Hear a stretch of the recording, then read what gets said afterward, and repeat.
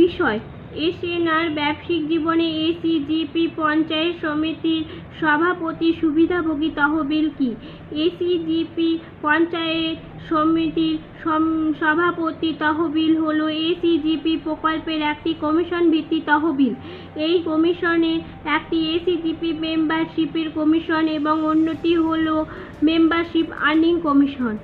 এসিজিপি সদস্যদের কমিশনের উপর নির্ভর করে ফার্মের প্রতিটি এসিজিপি সদস্যদের 20% দেবে এবং যদি পঞ্চায়েত সমিতির এলাকায় এসিজিপিতে 1 লক্ষ সদস্য তৈরি করে এসিজিপি পঞ্চায়েত সমিতির সভাপতি তহবিলে প্রতি 14 মাসে 20 লক্ষ হিসেবে উপার্জন করে, তাহলে এর অর্থ স্থানীয় পঞ্চায়েত সমিতির সভাপতি ব্যক্তিগত সামাজিক কাজের জন্য ব্যবহার করা হবে। যদি সভাপতির মেয়াদ 5 বছর হয় তাহলে পঞ্চায়েত সমিতির তহবিলে 5 বছরে 60 লক্ষেরও বেশি আয় করবেন, কারণ প্রতি 14 মাসে এসিজিপি সদস্যকে তাদের সদস্য পদে নবায়ন করা হবে।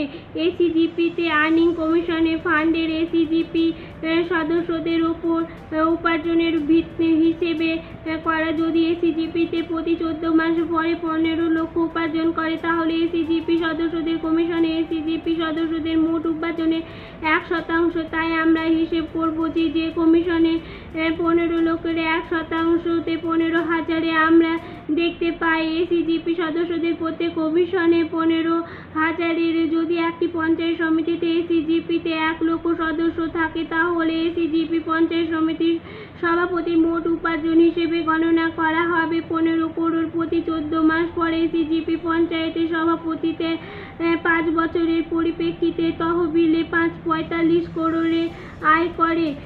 তহবিলের ব্যবহার 1 স্থানীয় লোকেদের পঞ্চায়েত সমিতির এলাকায় উন্নয়ন করবেন। 2 ক্ষমতাসীন রাজনৈতিক দলের ব্লক পঞ্চায়েত সমিতির সচিবের স্থানীয় উন্নয়নের ইস্যুতে 10% ব্যবহার করবে। 3 5% বিরোধী রাজনৈতিক দলের পঞ্চায়েতের ব্লক পঞ্চায়েত সমিতির সচিবের স্থানীয় উন্নয়নের ইস্যুতে ব্যবহার করবে। 4 10% স্থানীয় সমস্যার জন্য ব্যবহার করবে। 5 10% স্থানীয় পুলিশ স্টেশনের সুবিধাভোগী তহবিলে ব্যবহার করবে। 6 20% স্থানীয় কৃষি উন্নয়নের ইস্যুতে ব্যবহার করবে। 7 অবশিষ্ট অর্থ স্থানীয় জনগণের উন্নয়নের ইস্যুতে ব্যবহার করা হবে। শর্তাবলী এসিজিপি সদস্যদের কমিশনে শুধুমাত্র সদস্যদের আইডি নম্বরের ভিত্তিতে গণনা করা হবে, আবেদনের নম্বরে নয়।